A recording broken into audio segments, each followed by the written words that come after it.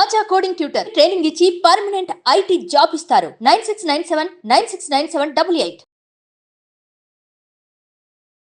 నమస్కారం అలాగరే రవీంద్రనాథ్ గారు. నమస్తే అండి సిరి గారు. సార్, రీసెంట్ గానే కేరళ కోర్ట్ ఒక తీర్పుని ఇవ్వడం జరిగింది. ఎస్పెషల్లీ ఎవరైతే ట్యూషన్ టీచర్ ఉన్నారో అమ్మాయి మీద లైంగిక దాడి చేయడం వల్ల 111 ఏళ్ల జైలు శిక్షని వారైతే వేయడం జరిగింది. అంత కఠినమైన శిక్ష వేయడానికి గల కారణం ఏంటి సార్? ఈరోజు ఎవరైతే మైనర్ బాలికల మీద కానీ మహిళలపైన కానీ అత్యాచారం చేసి తప్పించుకోవాలనుకున్నటువంటి ప్రబుద్ధులు ఎవరైనా ఉంటే వారందరికీ కూడా రీసెంట్గా కేరళ హైకోర్టు ఇచ్చిన ఈ సంచలన తీర్పు పెద్ద చెంపపెట్టైంది. ఎందుకంటే ఇటీవల కాలంలో మహిళలపైన అఘాయిత్యాలు అత్యాచారాలు చాలా దారుణంగా పెరిగిపోయి ప్రతి చోట మనం చూస్తున్నాం.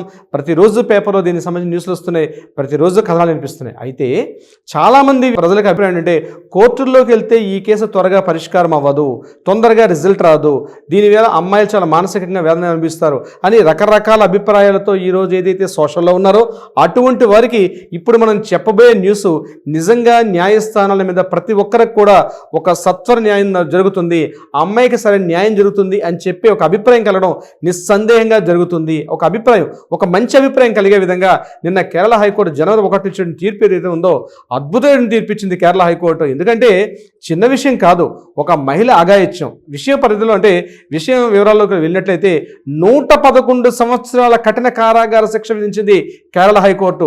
దీనితో పాటు 1,05,000 రూపాయల జరిమానా కూడా విధించారు.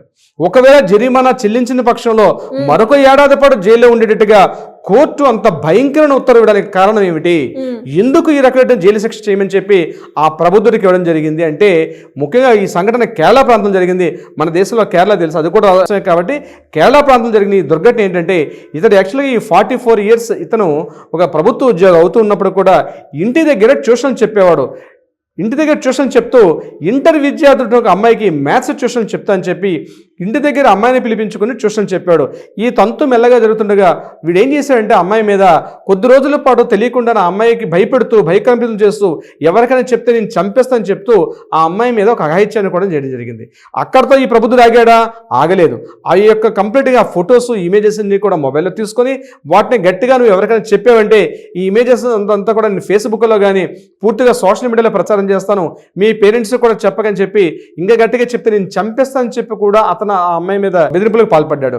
ఇది తెలిసినట్టు నా అమ్మాయి ఏం చేసిందంటే ట్యూషన్కి వెళ్ళమని చెప్పి పేరెంట్స్ ఎంత ప్రోద్బలం చేస్తున్నా కూడా నేను ఆ ట్యూషన్కి వెళ్ళను, ఆ మాస్టర్ దగ్గరికి వెళ్ళని చెప్పి ఆ అమ్మాయి వెనుకడిగేసింది. ఎందుకు ఇలా మా అమ్మాయి ఈ రకంగా చేస్తుంది అని చెప్పి పేరెంట్స్ కాస్త విషయ వివరాల్లోకి వెళ్ళినట్టయితే ఈ సంఘటన జరిగినట్టుగా పూర్తిగా తెలిసింది. వెంటనే ఏం చేశారంటే దగ్గరలో ఉన్న పోలీసులను సంప్రదించడం, పోలీసులు ఇమీడియట్గా ఎంక్వైరీ చేయడం కూడా జరిగింది. అయితే ఈ సంఘటన జరిగింది 2019లో ఈ సంఘటన జరిగింది. అయితే పోలీసులు అప్పటి నుంచి చేశారు. అయితే ఇతను ఏం చేశారంటే నేను ఏదైతే అమ్మాయి మీద అఘాయిత్యం చేశానో అది నేను ఆ రోజు అక్కడ క్షణంలో నేను లేను, నేను అమ్మాయికి బెదిరింపులు పాల్పడలేదు, కేవలం అమ్మాయి కావాలని లెక్కలు నేర్చుకునే విధంగా నేను తప్పించుకోవడం కోసం చెప్పి అమ్మాయి ప్రయత్నం చేస్తుంది నేను సచివుని చెప్పి ఎన్నో సందర్భాల్లో కూడా అతను తప్పించుకునే ప్రయత్నం మీద లోవర్ కోర్టులో వెళ్ళినప్పుడు కూడా జరిగింది. అయితే దీని మీద పోలీసుల యొక్క విచారణ రియల్లీ హ్యాట్స్ ఆఫ్ అని చెప్పొచ్చు. పోలీసులు చేసిన విచారణ ఏదైతే ఉందో అద్భుతమైన విచారణ చేశారు. ఆ ఏదైతే అమ్మాయి చెప్తున్నటువంటి సంఘటన ఏ రోజు జరిగిందో ఆ అమ్మాయిని పిలిచి ఇంటరాగేషన్ చేశారు. ఆ అమ్మాయిని పిలిపించిన తర్వాత ఆ మొత్తం రికార్డ్ అంతా కూడా ఒక చార్జ్ షీట్ ఫైల్ చేశారు. అద్భుతంగా ఆ టైంలో ఇతను ఎక్కడున్నాడు, అతను మొబైల్ ట్రాక్ చేశారో ఆ మొబైల్ సందర్భంలో సిగ్నల్స్ ఆధారంగా ఆ యొక్క ఏదైతే ఆ సిగ్నలింగ్ వ్యవస్థ ద్వారా ఇతను ఆ టైంలో ఎక్కడున్నాడు అన్నది కూడా ట్రేస్ చేసి పూర్తి సాక్ష్యాధారాలు సేకరించి పూర్తిగా ఆ హైకోర్టు ముందు పెట్టడం జరిగింది. ఇదంతా విన్నటువంటి న్యాయమూర్తి గారు ఏం చేశారంటే ఇది చాలా ఘోరమైనటువంటి నేరం. ముఖ్యంగా ఒక మైనర్ బాలిక, ఇంటర్ చదువుతున్న అమ్మాయి, ఒక మైనర్ బాలిక, ముఖ్యంగా ఆ మైనర్ వస్తున్న అమ్మాయి యొక్క మానసిక ఆ టైం మీద ఆ సమయంలో ఆమె మీద ఇటువంటి దాడులు జరిగితే తప్పనిసరిగా ఆమె యొక్క మానసిక స్థితి మీద కూడా భవిష్యత్తులో చాలా డ్యామేజ్ అవుతుందని ఉద్దేశించి ప్రత్యేకంగా ఏం చేశారంటే అతన్ని పూర్తిగా ఇదిగా నేరం చేయడం అనేది ప్రధాన తప్పు, చేసిన తర్వాత ఆ నేరం తప్పించుకోవడం కోసం చెప్పి అతను రకరకాల మార్గాలు అనుసరించి కోర్టుల్ని పోలీసుల్ని కూడా తప్పుదోవ పట్టించడానికి తీవ్రంగా పరిగణించింది, తీవ్రమైన దోషంగా పరిగణించింది ఈవెన్ ఆ కేరళ హైకోర్టు. ఇమీడియట్గా ఏం చేశారంటే అతనికి నిన్న జనవరి 1 నాడు కంప్లీట్గా ఫైనల్ జడ్జిమెంట్ తీర్పిచ్చారు. 111 సంవత్సరాల పాటు అతన్ని కఠినంగా జైల్లో ఉంచమని చెప్పి, అంటే ఎంత దారుణమైనటువంటి ఆ స్థితికి తీసుకెళ్లాడు. ఒక అమ్మాయి యొక్క జీవితాన్ని పూర్తిగా పాడు చేశాడు కాబట్టి, ఆ అమ్మాయి మానసికంగా శారీరకంగా దౌర్బల్యాన్ని అనుభవించింది కాబట్టి, అది తీరినటువంటిది కాబట్టి, ఇలాంటి అకృత్యానికి పాల్పడినటువంటి ఎవరైతే ఈ నిందితుడు ఉన్నాడో ఇతడికి మామూలు శిక్ష కాదు, 111 సంవత్సరాల పాటు అసలు బయటికి రాకుండా వీడు కామ పిశాచి అని ఆ జడ్జిమెంట్ తీర్పులో కూడా మనం చదివినట్టు ఆ వర్డ్ కూడా వాడడం జరిగింది. వీడు ఒక కామ పిశాచి, ఇటువంటి వాడు ఈనాటి జనారణ్యంలో మనుషుల మధ్య తిరగడానికి వీడికి అర్హత లేదు కాబట్టి వీడికి జైల్లోనే ఇవ్వాలి. వీలైతే మరణశిక్ష విధించినప్పుడు కూడా మరణశిక్ష అయితే ఈజీగా ప్రాణం పోతుంది, కానీ అట్లా కాకుండా వీడు 111 సంవత్సరాల పాటు జైల్లో ఉన్నప్పుడే వీడికి ఒక పశ్చాత్తాపం వస్తుందేమో ఈ వదవడికి అని చెప్పి పూర్తిగా కోర్టు న్యాయమూర్తి గారి తీర్పునిస్తూ 1,05,000 రూపాయల జరిమానా కూడా విధించారు. ఎందుకంటే అటు శిక్ష జరిమానా రెండు కలిపి వేయడం జరిగింది. నిన్న నేను జైల్లో ప్రవేశపెట్టడం జరిగింది.